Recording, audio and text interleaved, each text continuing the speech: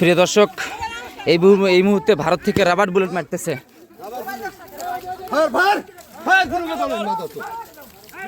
Rubber bullet মারতেছে দর্শক ভারত থেকে। ভারতের যে নাগরিক তারা তাদেরকে অবৈধভাবে তাদেরকে জোরপূর্বক ধরে তারা পুশিং করে কিন্তু আসলে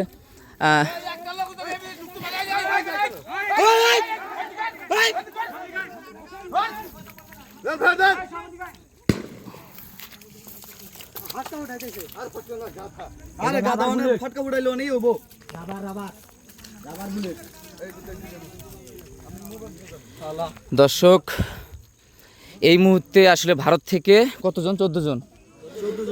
14 জন, মহিলা 5 জন আর বাকিরা হলো পুরুষ, 9 জন পুরুষ। তারা আসলে ভারতের নাগরিক, তাদেরকে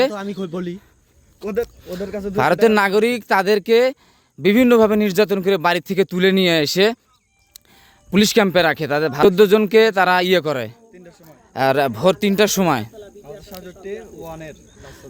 1067 বড়বাড়ি গ্রামের এখানে সীমান্তে থেকে তারা জোর করে তাদেরকে পুশিং করে। আমাদের বিজিবি ভাইরা সতর্ক অবস্থানে রয়েছে। হ্যাঁ, 5 রাউন্ড গুলি করছে, 5 রাউন্ড গুলি এবং একটা ককটেল করছে। আমরা এখানে নিরাপদ অবস্থায় আছি, আমাদের বিজিবি ভাইরাও নিরাপদ অবস্থায় আছে। ওদের কাছে হলো ইন্ডিয়ার টাকা আছে। আরেকটা কথা হচ্ছে যে যারা এই যে হ্যাঁ বাংলাদেশের টাকা, বাংলাদেশের 200 টাকা এবং নাস্তা দিছে।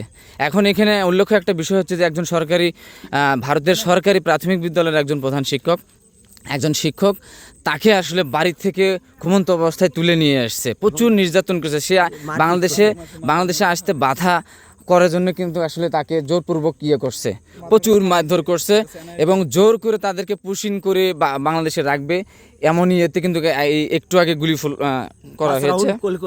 হ্যাঁ, 5 রাউন্ড গুলি করছে, 5 রাউন্ড গুলি মানে একটা ককটেল ফুটাইছে। এতটা আগ্রাসী